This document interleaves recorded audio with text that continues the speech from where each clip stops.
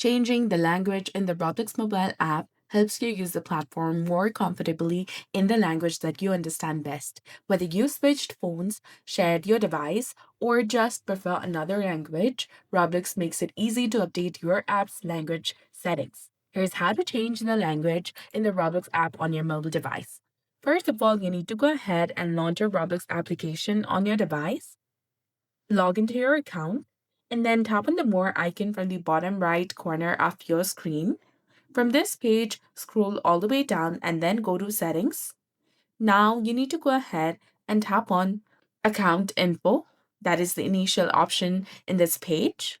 You'll get various sections over here. You need to simply scroll down, and there you will see the option of language, that is between gender and account location.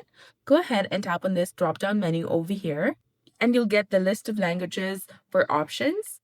You can choose whatever you want to set. For now, let's go ahead and set Spaniel.